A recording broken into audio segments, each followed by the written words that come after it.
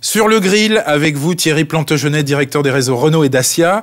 Vous avez 46 ans, vous avez remplacé Jean-Frédéric Piotin le 1er décembre 2010. Jean-Frédéric Piotin qui fut le premier invité constructeur à 7PM VN. Vous étiez auparavant, Thierry, directeur de la stratégie marketing à la direction après-vente Renault. Vous allez découvrir en même temps que nos internautes les questions que les invités ont préparées pour vous en secret. Alors on commence avec, Olivier Lamiraud. Quelle est votre question ? Ça tombe bien parce que j'attendais que Thierry parle pour la poser. Moi, ça concerne quand même le véhicule électrique parce que c'est très clairement l'axe fort de la stratégie de Renault. Comment est-ce qu'on peut faire de Twizy la Smart des années 2011 et qui fasse que toutes les femmes branchées qui roulent aujourd'hui en Smart aient envie de rouler en Twizy? Très bonne question. Thierry. Alors, je ne sais pas si tout le monde connaît le Twizy.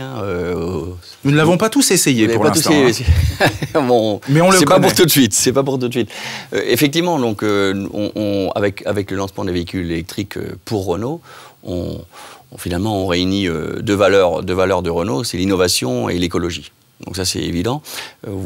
Nos ambitions sont fortes, vous le connaissez sur véhicules électriques. Et dans la gamme, on a donc une Kangoo, une Fluence, un véhicule 100% Zoé, 100% électrique, et Twizy qui est un scooter 4 roues, qui aujourd'hui est probablement, avec les tests qu'on fait, le véhicule qui fera partie du ménage, qui sera en libre service, finalement.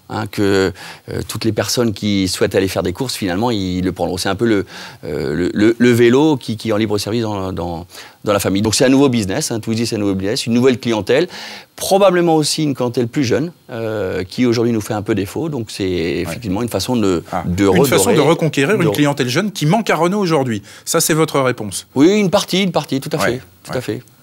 Satisfait, Olivier Lamiraud? Oui, tout à fait. J'espère qu'il y aura des déclinaisons avec peut-être un Twizy un peu plus volumineux. Avec des portes, et finalement une voiture, quoi. Oui, pourquoi pas. Ah là là, à mon la avis, distribution on peut faire revient beaucoup au galop. mieux qu'une Smart avec un véhicule électrique. Quelle est votre question à votre directeur de réseau, Bernard? Quel est son rapport d'étonnement à Thierry par rapport à cette prise de fonction récente, puisqu'elle date de à peine 4 mois? Mon rapport d'étonnement, c'est effectivement de revenir dans une première division avec des méthodes, des process et cette volonté d'aller gagner. On ne s'en rend pas compte, mais lorsqu'on est à l'étranger, j'ai fonctionné aussi à l'étranger, travailler pour un groupe leader, ça pèse. Donc moi, je suis là-dessus, je suis fier. Je pense qu'il y a des zones de progrès. On se l'est dit, les zones de progrès, c'est travailler sur tous les périphériques. Lorsque les clients viennent chez nous, il faut qu'on améliore la vente additionnelle, que ce soit sur la vente ou la prévente. Donc inventer la distribution des services, en quelque sorte. Oui, enfin l'inventer, on en vend déjà quand même. On vend des contrats d'entretien, des contrats d'extension de garantie, on vend des accessoires. Bien sûr. On est loin d'être ridicule. Très loin de ridicule, mais vous savez... Mais il y a beaucoup mieux à faire. On veut toujours faire plus, y compris le financement. Là, ça, c'est le premier point. Donc, je pense que c'est Là, on a un peu de marge de progrès. L'autre marge de progrès, c'est notre expérience de qualité de service à la vente. Vous le savez, ou je vous le dis, on est leader en expérience client en après-vente. On n'a pas la position qu'on mérite dans l'expérience client à la vente. Voilà. Donc là, clairement, c'est une zone de progrès. C'est mon rapport d'étonnement. Il faut vraiment qu'en tant que leader, on rejoigne le top 3 en expérience client à la vente. Jean-Mathieu Bizot, Octaven, votre question. Au sujet des services, justement, moi j'aurais 2 questions. Est-ce que dans votre réflexion stratégique sur l'électrique, est-ce que les services et les conséquences que ça peut avoir sont complètement intégrés? Et la deuxième, c'est les services, est-ce que c'est l'affaire d'un constructeur? Est-ce que c'est votre métier? Ou est-ce que c'est quelque chose que vous vendez mais qui est périphérique? Alors déjà sur les services et véhicules électriques, vous le savez, il y a beaucoup de pièces qui disparaissent lorsqu'on passe d'un véhicule thermique à un véhicule électrique. Donc la crainte qu'on a, c'est de voir beaucoup moins ces véhicules dans nos ateliers, et donc on doit se rattraper en vendant des services fidélisants. Donc clairement, c'est notre axe et on ne le lâchera pas. On ne lâchera pas. On veut faire en sorte que nos clients reviennent plus souvent chez nous. Il y aura toujours de l'entretien à faire en dehors de l'aspect thermique. Ça, c'est le premier point. Donc on en fait un axe stratégique. Et le deuxième sujet, vous savez, notre volonté, c'est de fidéliser nos clients. Hein. Les services font partie de cette stratégie-là. On fait tout pour les conserver avec ou sans prestataire, mais en tout cas, le fait qu'on ait notre client chez nous, dans notre réseau, c'est au moment où il a le carnet de chèques ouvert qu'il faut vendre le service additionnel. Donc c'est à vous à proposer les services. On ne se traite pas quand on est Renault. Quand le client commande... De toute manière, c'est dans la culture Renault. Et voilà. Question de François Roudier. Alors moi, une question un peu sur les études qui, jour après jour, tombent et nous montrent l'importance des décisions féminines dans les achats.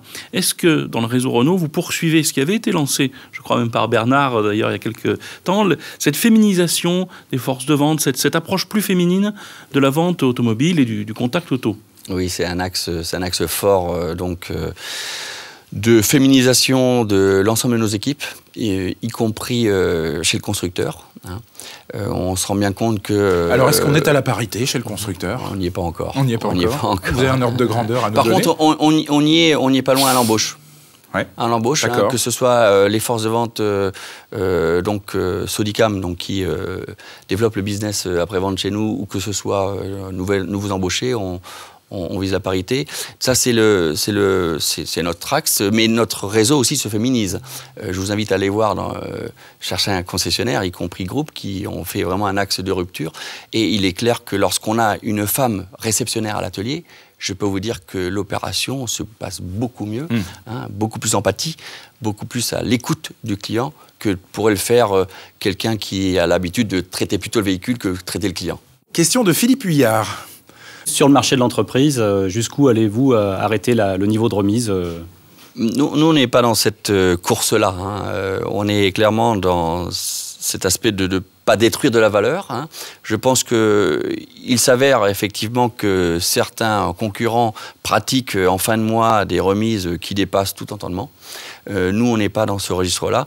On est très dépendant aussi du cycle produit. Hein, et effectivement, lorsqu'on a une nouveauté, on est tenté de faire moins de remises. Donc voilà, je pense qu'il n'y a pas de ligne rouge. Mais en tout cas, nous, on va pas chercher le leadership de la remise.